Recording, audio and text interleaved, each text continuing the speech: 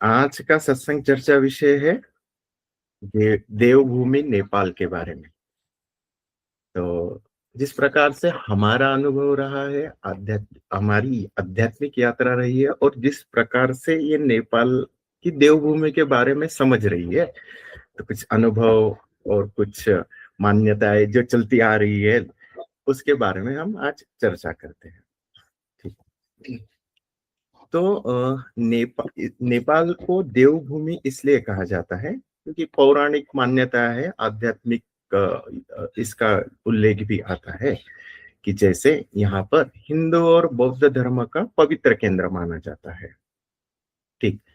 नेपाल में हिंदू और पवित्र हमारे बौद्ध धर्म का ये है, मतलब बौद्ध धर्म मैं अगर पर्टिकुलर करूंगा तो जैसे गौतम बुद्ध है, उनका जन्म स्थल भी यही है, लुम्बिनी नेपाल में हुआ था। और नेपाल में आज भी बौद्ध धर्म और हिंदू धर्म की परंपराएं, मान्यताएं, धार्मिक संस्कार अभी भी फल फूल रहे हैं। ठीक। जितने भी हमारे पुरातन ये क्या बोलते हैं शास्त्र वगैरह है, इसमें इसमें भी नेपाल का विशेष उल्लेख माना जाता है। ठीक है। वो अभी पर्टिकुलर नेपाल नहीं बोलेंगे, अगर मैं नेपाल वर्ड है ना, उस समय नहीं था। आप सुने होंगे, हम लोगों ने जो सुना होगा वो वर्ड है हिमालय वाला। माना जाता है ना, ये देवता ऋषि मुनि हिमालय में जाके तपस्या करते थे, और जितने भी शिव विष्णु जितने भी है शक्ति के पवित्र स्थल है, वो हिमालय से जुड़े हुए हैं। तो जो ये भूमि है ना, ये नेपाल, उससे ये हिमालय पर्वत से जुड़ी हुई है। तो जैसे हमारा टिम्बर गीता का ज्ञान है, इस धरती के लिए जो नाक माना जाता है ना, नाक, वो है हिमालय पर्वत। और उससे सटा हुआ, मतलब उससे नजदीक जो है ना, इस धरती का जो मुंह माना जाता है, जिससे इनपुट आता है, तो वो माना जाता है नेपाल। ठीक। तो ये बता रहा था मैं कि पौराणिक मान्यताएं जितनी भी कथाएं हैं, हमने बहुत सुना है कि ये राक्षस था, तो या ये फिर कोई योगी था तो हिमालय में जाके तप करता था, इसीलिए ये हिमालय देवों की भूमि मानी जाती है। यहाँ पे लोग आके तप करते हैं, जप करते हैं, पुरातन काल से, पुरातन काल में भी ऐसा हुआ है। ठीक। तो ये वाली जो आस्था है ना, वो अभी तक के जीवित है नेपाल में। और इवन दो जब सनातन की मैं जब बात कर रहा हूँ, तो हमारे जैसे मुझे पता है, हम इंडिया में जो कैलेंडर फॉलो करते हैं वो इंग्लिश वाला करते हैं। नेपाल में अभी भी जो कैलेंडर फॉलो करते हैं ना, तो जो विक्रम संवत वाला है ना, वो फॉलो करते हैं। यहाँ का कैलेंडर में 2026 वो अंग्रेजी कैलेंडर नहीं चलता, अभी यहाँ पे 2082 ये चल रहा है, तो 2082 ये चल रहा है। और उस कैलेंडर के हिसाब से भी देखा जाए ना, तो यहाँ के लोग, यहाँ की सभ्यता, ये समय से आगे चल रहे हैं। ठीक। ये समय से आगे चल रहे हैं कैलेंडर के भी हिसाब से, और लोगों की व्यवहार सभ्यता उसके हिसाब से भी। तो जैसे मैं बोलता हूँ आगे चल रहे हैं, उनकी समझ, जैसे देखिए यहाँ पर जो लोग है ना, मैंने देखा है उनका चेतना का स्तर, उनका सेटिस्फेक्शन, ये ऑलरेडी ब्रह्मज्ञानी लोग है। मतलब ऐसा वो दिखाते नहीं है ये सत्संग वित्संग करते बैठेंगे, ऐसे नहीं। यहाँ में है ना, वो जीवन में ऐसे भागते नहीं है, जीवन जीते हैं। क्योंकि मैंने देखा यहाँ पे छोटे छोटे लोग भी ना, ये जोड़ लू, ये जोड़ लू, ये कमा लू, ये कमा लू, ऐसा नहीं। उनका एकदम रिलैक्स में रहते हैं। उनका ये है कि जो है संतुष्टि के साथ उसको एंजॉय करें ना, ये लाइफ है ना। तो ये वाली चीज यहाँ पे इस वायुमंडल में ही है। उनकी चेतना का स्तर इतना है कि वो जान पाते हैं ये चीजों को। क्योंकि मैं अभी मतलब यहाँ पे भी रहा हूँ, इंडिया पे तो इतने सालों से रहा हूँ, तो ये डिफरेंस है ना, देखने मिलता है कि इस प्रकार से लोगों का जीवन शैली है, इस प्रकार से लोग रहते हैं। और इवन दो ये जो भूमि, जब मैं हिमालय की बात कर रहा हूँ ना, ये तो हो गया। अब ये आता क्यों है, जब चेतना के स्तर की बात कर रहा हूँ, तो मैं इस पे और जोर दूंगा कि ये जो भूमि है उच्च चेतना की भूमि है, क्योंकि नेपाल की भूमि में सतोगुण जो बोलते हैं ना वो प्रबल है। इवन दो यहाँ पर ध्यान, मौन, साधना ये मन के भीतर स्वाभाविक रूप से ही होने लगती है। और ये मतलब कई साधकों का, मेरा तो है ही अनुभव, बट कई साधकों का यहाँ पे अनुभव है कि नेपाल में ध्यान जल्दी और गहरा होता है, क्योंकि यहाँ का वायुमंडल, यहाँ की धरती स्वयं सहायक है उसके लिए। तो ये उच्च चेतना की भूमि है। और एक चीज, हिमालय, हिमालय जो बोलते हैं ना वो चेतना की रीढ़ है। अगर मैं योग के भाषा से बोलूं ना तो हिमालय योग में सूक्ष्म नाड़ी मानी जाती है, आध्यात्मिकता की रीढ़।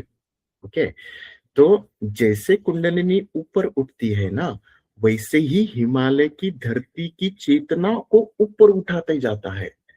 मतलब हम जैसे जैसे इस वायुमंडल में, इस हिमालय के परिसर में जब आएंगे, परिसर इन द सेंस आजू बाजू का जो एरिया है, जैसे नेपाल, उधर साइड वो तिब्बत और वो चाइना की बॉर्डर उधर साइड आएंगे ना, तो वहां पे ऑटोमेटिकली चेतना उच्च स्तर पे जाती है। और यहाँ पर साधना करके आंतरिक आंतरिक शांति जो बोलते हैं, तो ध्यान गहराना, आंतरिक शांति का अनुभव होना, वो जल्दी होता है। तो यही पे हमारे गौतम बुद्ध भी हुए। और पुराना जाओ मतलब सतयुग से बात करो तो फिर शिव जी भी यही थे।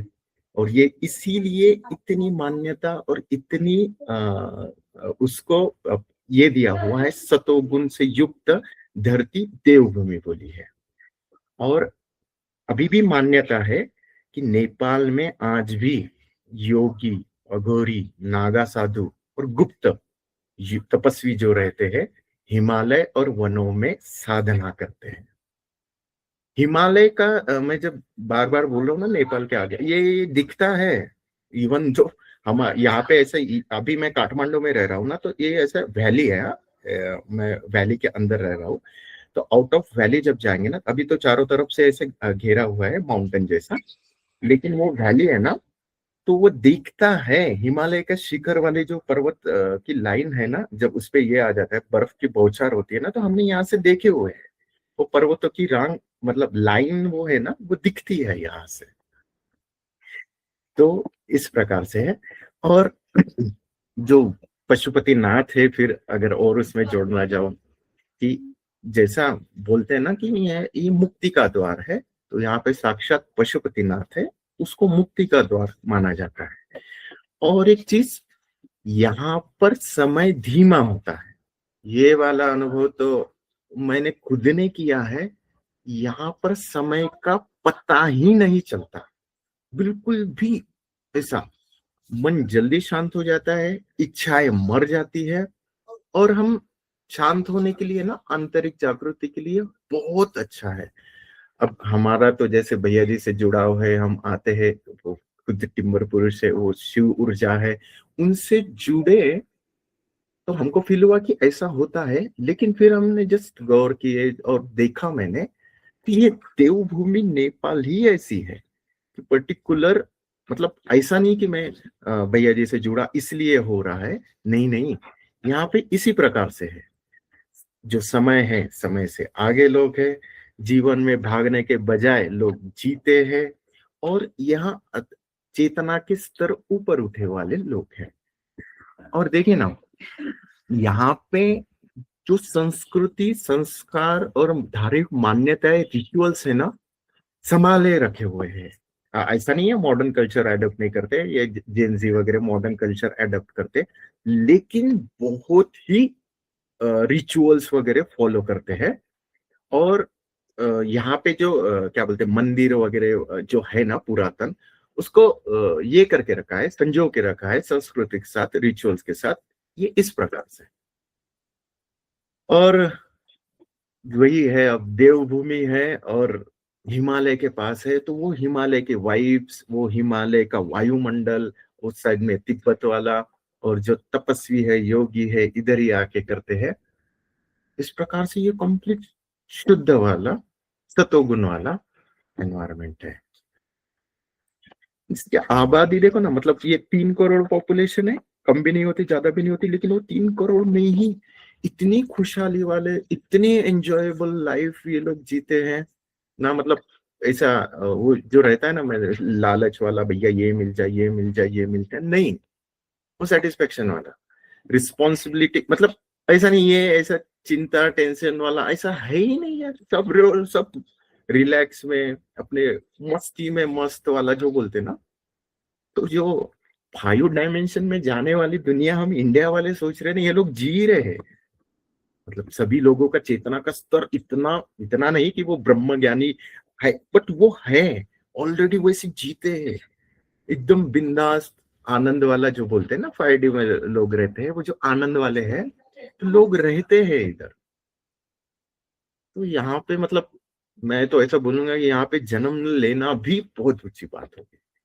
और जन्म लेने की जब बात आई, तो यहाँ पे पहले जो बुद्ध हो चुके थे, गौतम बुद्ध जी, वो भी यहीं पे थे। हमारे टिम्बर पुरुष जो है, उनका भी जन्म यहीं से है। और इस या ऐसे ही इसी पवित्र स्थलों पे बहुत सारी ऊर्जा प्रवाह और बहुत सारे शिव शक्ति से पवित्र स्थल बहुत है यहाँ पर। यहाँ पे एक जो सीता जी का जो धाम बोला जाता है जनकपुर, वो भी बहुत मतलब आध्यात्मिकता के और से बहुत अच्छा, वो भी एक है। ओ माय गुडनेस, मतलब मैं अभी जितना जैसे जैसे जैसे जैसे ऐड करते जाऊंगा वो है। और ये मैं बोल भी पा रहा हूँ क्योंकि ये अनुभव वाली चीजें है। सच में समय धीमा हो जाता है। और यहाँ पे जैसे इंडिया में है ना, ज्ञानी साधु संत है ना, लेकिन यहाँ पे है ना खुद भगवान रहते हैं, इसलिए देवभूमि बोलते हैं। यहाँ से जन्म होता है। ज्ञान भी देखो ना, इसके पहले भी जो ज्ञान हुआ गौतम बुद्ध जी का यहाँ पे हुआ, तो यही पे जन्मे, मिला, फिर उधर से बांटा, इंडिया में जो बांटा। अब टिम्बर गीता का भी वही चल रहा है, वही नक्शे कदम है। उस समय भी युग परिवर्तन की बेला थी, अभी भी युग परिवर्तन की बेला है। ये वो उस समय भी जो उनका जन्म हुआ, ज्ञान स्फुरित हुआ, इधर ही हुआ। फिर यहाँ से वो इंडिया में गया, फिर तो वो और गया, बौद्ध धर्म जैसे जैसे जैसे फैलता गया। उस समय भी वही था। जब गौतम बुद्ध जी थे ना, उनकी भी लड़ाई यही थी कि उस एरा के लिए जो ठीक था, क्यों भटके पड़े हो, ये जो उलझे पड़े हो, खुद को जानो, कर्म कांडों में इतना मत उलझो कि खुद को ना जान पाए। तो इस प्रकार से लड़ाई थी। टिम्बर गीता की भी इसी प्रकार से है। वहां के जो ज्ञानी साधु संत है, जो भटका के रखा है, तो टिम्बर गीता का भी ज्ञान पूरे नेपाल की धरती पे हुआ, आगे जो स्प्रेड होगा जो इंडिया में जाएगा। और इंडिया में ही जो साधु संत ज्ञानी हैं, उनको मतलब उस इस एरा के हिसाब से जो हमको होना चाहिए, जैसा क्या बोलते हैं 5th डायमेंशन की दुनिया होनी चाहिए, उसका ज्ञान यहाँ से उद्गम होके धारा बहेगी, वो आगे चलेगी। तो और एक चीज यहाँ पे मैंने नोटिस किया ना, कि धरती पर जो भी कुछ होना चाहिए, उसका बेंचमार्क है ना, मास्टरपीस है ना, यहाँ पे सेट होता है। जैसे मैं घटनाएं बोलूं ना, देखिए, जैसे हमने युग परिवर्तन की स्टेज वाइज घटनाएं बोली थी, कि युग परिवर्तन ये 3 स्टेज में चलेगा। पहले वो जितने भी पॉलिटिशियन लोग हैं ना, उनका दावाडोल होगा। दूसरा, जितने भी बिजनेसमैन है ना, पहले पॉलिटिशियन लोग, राजनीति का डामाडोल। दूसरा, बिजनेसमैन जो क्या बोलते हैं व्यवहारिक धंधे वाले लोग हैं, उनका डामाडोल होगा। और तीसरा, ज्ञानी का। फिर ये ज्ञानी का भी डामाडोल, मैं जब डामाडोल बोल रहा हूं ना, वो हिल जाएंगे, वो हिलाएगा। तो ये जब युग परिवर्तन होता है, डिस्ट्रॉय के फेस ये 3 चरण में होते हैं। पहला अपना पॉलिटिशियन लोगों का, दूसरा बिजनेसमैन लोगों का, और तीसरा ज्ञानी लोगों का। सेम सिनारियो पहले यहाँ पे हुआ, क्योंकि ये मास्टरपीस है ना, यहाँ पे जो होगा वही नेक्स्ट पूरे धरती में होगा। सेम सिनारियो यहाँ पे हुआ, जो जिनसे आंदोलन हुआ था उस समय, पूरा पॉलिटिक्स पूरा हिल गया, मतलब रातों रात सत्ता बदल गई। हम लोग जब हुआ था, हम लोग इधर ही थे बाय द वे जब ये सब हुआ था। नेक्स्ट जब बिजनेसमैन का हुआ, अभी ये बिजनेसमैन का वेला चालू है यहाँ पर, सब हिले पड़े हैं। बहुत सारे बिजनेस मैन लोगों का पूरा, हाँ वो इलेक्शन के चक्कर में तो वो पॉलिटिशियन लोग भिड़े ही पड़े हैं। नेक्स्ट ये बिजनेसमैन में वो भी है, और ज्ञानी ज्ञानी भी भिड़ने का चालू हो गया। सेम सिनारियो है ना, उधर भी आएगा और चालू होगा। और ज्ञानी ज्ञानी की जब बात कर रहा हूं तो अभी भी चल रहा है, आपको भी पता है ज्ञानी ज्ञानी के तो उधर चल रहे हैं, लेकिन सेम सिनारियो से होगा। पॉलिटिशियन लड़ेंगे, बिजनेसमैन लड़ेंगे, फिर ज्ञानी लड़ेंगे। और जब ये इसको समय लगेगा, बट यहाँ पे मास्टरपीस है, यहाँ पे बेंचमार्क होता है, सेम उधर दिखता है, पूरे धरती पर दिखता है। और फिर ये आगे ऐसे ही बढ़ते जाता है। तो ये इस प्रकार से नेपाल की देवभूमि की महत्ता है। तो ऐसे ही ये अनुभव में आया, यहाँ के लोग, यहाँ के संस्कार, यहाँ के रिचुअल्स, और अनुभव से भी, मतलब मैं बोल रहा हूं तो ये अनुभव वाली बात है जी, रटा रटा या ये है ही नहीं। तो ये इस प्रकार से हम तो हमको खुद लकी मशीन मानती ही है कि भले ही जन्म ना हो इधर, बट यहाँ पे आके ज्ञान पाकर हम आगे बढ़ रहे, टिम्बर गीता का ज्ञान मिल रहा है। यहाँ से जो युग परिवर्तन की वेला चलने वाली है उसके भागीदार हम लोग हैं। तो लकी मशीन्स मानते हैं, और हमारे भोले बाबा भी इधर से ही है। टिम्बर गीता, तो ये मतलब समझ पाए तो समझ पाए, ना समझे तो फिर नेपाल ही है। ऐसे ही। तो यही था आज का देवभूमि नेपाल के बारे में। के भन्ने अब को भन्छ अब गौतम बुद्ध इन्डियाको त कपिलको हो नि हाम्रो। हाँ मैं वही बोल रहा हूँ, कॉपी करके रखा है, क्योंकि वो चाहिए भी था। देखिए वो अगर हो रहा है तो प्राकृतिक स्वरूप ओके हो रहा है ना, नहीं तो इधर का जो था मेन धरोहर था उसको बिगाड़ दिया रहता। अब कैसा होता है पता है, वो जो वहां पे है तो वो कुछ 1200-1500 साल बाद वो जो स्तूप बना है, मैं गया था, वो बोधि वृक्ष, उसको भी कितने बार तोड़ा गया। जो कोई नया आता था शासन करने को तोड़ता था, मारता था। तो प्राकृतिक स्वरूप जो ओरिजिनल चीज है वो बची रहनी चाहिए, इसलिए उसको डुप्लीकेट बना के तोड़ो, मारो, काटो, क्या करना है करो, लेकिन जो ओरिजिनल है उसको तो पता ही नहीं है। इसको तो प्रकृति ने छुपा के रखा है इधर। अगर ये ओरिजिनल वाला उधर रहता तो सोचो तो, उसको गौतम बुद्ध तो हाँ तो ओरिजिनल त लुबिनी में है ना। जी जी जी जी पता है जी। बाटो हेर्ने उसको ध्यान करने गया बुद्ध गया जी जी जी उस ठाउँमा उसको ध्यान आचरण गरेर उसले सब ध्यान प्रकट गरेर उसले जम्मै गर्नुपर्ने ठाउँमा सब गरेर लुम्बिनीबाट निस्केको हो नि त गौतम। हाँ हाँ इन्डिया त कपी होइन। जी जी उहाँले बुझ्नु पर्यो। महादेवको अब के अरे पत्नी भनिसकेपछि अग्निले पनि जलाउन नमानिसकेपछि महादेवले त्यो सतीदेवीको लास अब त्यो अब के भयो त्यो लिएर उनी चाहिँ एउटा हिँडे। अनि उनको जहाँ जहाँ उनका अङ्गहरू खसे, त्यो कुहिएर खसेको ठाउँमा नेपालको धेरै ठाउँको पवित्र धार्मिक स्थल बनेको छ कि। हाँ हाँ हाँ हाँ यहाँ पर है पार्वती को के अरे हाँ आया ध्यान में। आप वो शक्तिपीठ बोल रहे हो। शक्तिपीठ बोल रहा है, जहाँ जहाँ उनके अंग, जहाँ जहाँ पार्ट अफ पीस वेयर जी जी जी जहाँ झर्छ नि त्यहाँ चाहिँ सबै ठाउँमा शक्तिपीठ बन्यो होइन। हाँ जी हाँ जी हाँ जी, वो भी यहाँ पर है नेपाल में। हो त्यो जहाँ जहाँ खस्यो त्यो शक्तिपीठ चाहिँ बन्यो। त्यो भनेको के हो भन्दाखेरि नेपालको एउटा जन्मभूमि र नेपालको जुन हिमालय पर्वतकी छोरी हुन् नि त सतीदेवी त।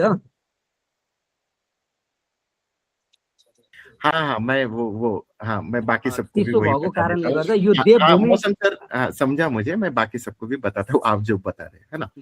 तो जैसे अपनी पुरातन में कहानी है कि जब माता पार्वती के पिताजी यज्ञ कर रहे थे और उस यज्ञ में शिव जी को नहीं बुलाया था कि ये उनको अपमान करने के लिए, माता सती जी गई थी और जब वो यज्ञ में गई थी और उन्होंने अपना देह त्याग दिया था, तो ये जब बात शिव जी को पता चली तब वो आए थे, और शिव जी ने वो माता सती के शरीर को उठाकर, जब वो तांडव कर रहे थे क्योंकि वो गुस्से में आए थे कि वो मर गई है इस प्रकार से, तो उनका वो सब देखकर हमारे विष्णु जी ने चक्र चलाया था, सुदर्शन चक्र, और फिर माता सती के अंग थे, मतलब कंप्लीट शरीर उसके अंग हो गए।